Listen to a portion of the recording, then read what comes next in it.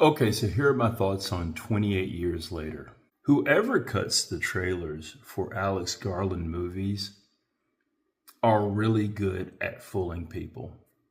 So I started doing this thing a few years back, I'd say about 15 years ago, where a big factor in determining whether I would watch a movie or not was the writer and the writer, the director, and the studio that distributed the movie. Let me say that a little different. It wouldn't so much determine whether I'd watch a movie.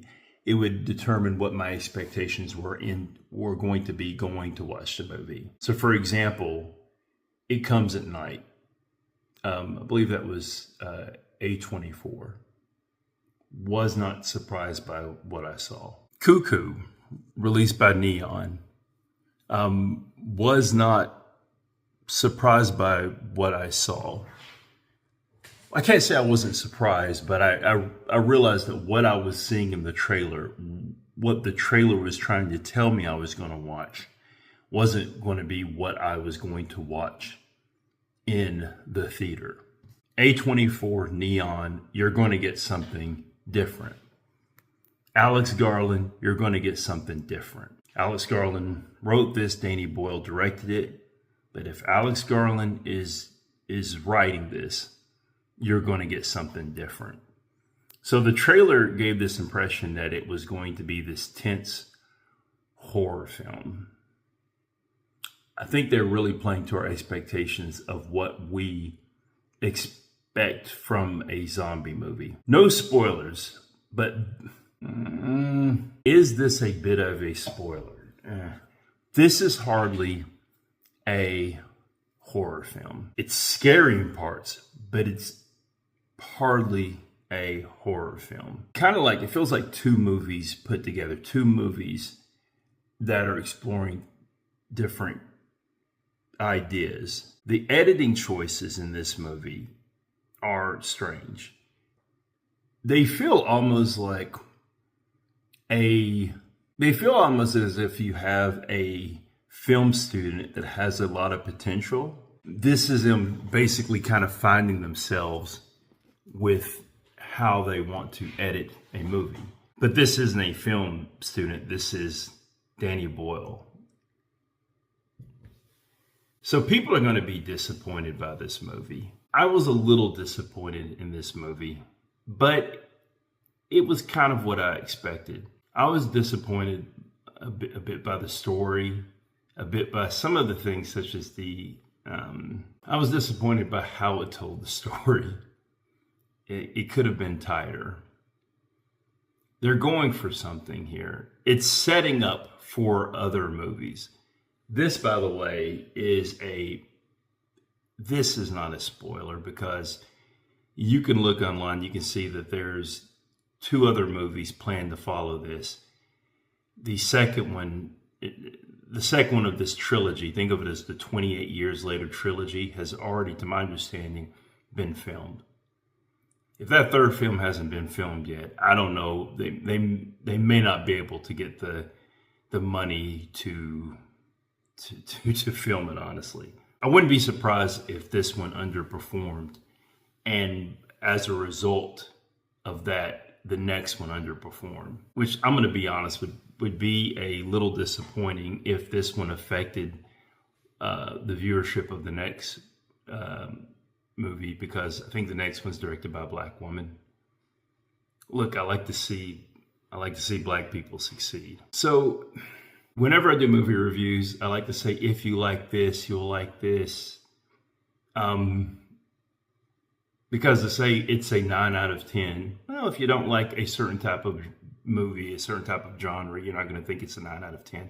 So I'll say this. If you've seen other Alex Garland movies, like you've seen specifically, let's say, Civil War, and you've seen Men, and you can appreciate horror, even though this is barely a horror film, but you can appreciate the elements of horror, then you may like this. If you like that movie Monster that came out a few years back, the one where they're where the journalist, and the journalist and the woman, and you think it's going to be about these monsters, but it's not, then you may like this movie. Funny thing about this, when I went and saw it, this guy brought his 2 children with him. I'm not saying I wouldn't take kids to see a zombie movie.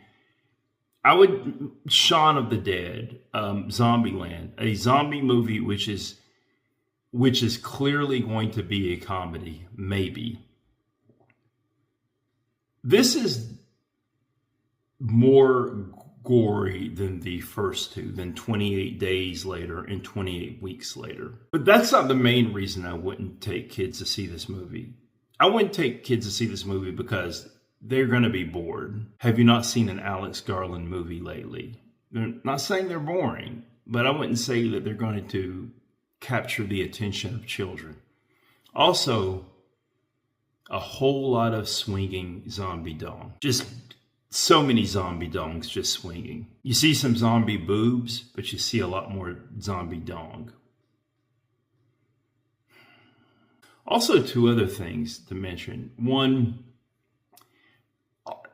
most of the all the actors in the movie, to my understanding, with maybe the exception of one actor I didn't check, he's not in the movie, he's not supposed to be British, but I think all the actors in the movie are British. But even though they're British, I think they're using these northern British accents, like kind of a Scottish, the Scottish accent. I think that's what, and it's kind of hard to understand them, not because they're British, but they're using these.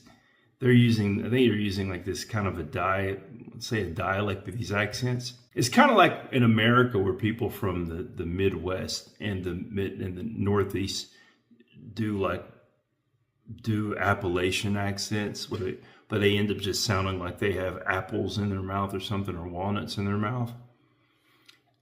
And the other thing is that the ending of this movie, no spoilers, it's totally insane and totally out of nowhere. It is a callback to something, this slight reference to something earlier in the movie that you may forget, but also it's referencing a specific person, a specific British personality that I don't think very many Americans are going to get the reference. But anyway, that's my thoughts on 28 Years Later. The acting was great. I can't remember the young man's name, but the main protagonist is this 12-year-old boy. I gave nothing about the plot. I'm not giving anything about the plot, but the main protagonist is 12-year-old boy. The actor is excellent, and of course, this guy Aaron Taylor Johnson, and is it Jamie? Give me a sec. I'm gonna look. Jodie Comer. I've got my glasses on now to read. Jodie Comer and the boy. The boy. His name is Alfie Williams. Great acting. Ralph Fiennes is in it. We all know that. Look, Voldemort's a great actor. Jodie Comer, Villanelle, great actor. Aaron Taylor Johnson is a good actor. But the movie is on the shoulders of Alfie Williams. Say what you will about the story, about the movie itself, but he is really good in it. I will be watching the next movie. I'm kind of looking forward to see where it goes. No plot details, but those are my thoughts on the movie.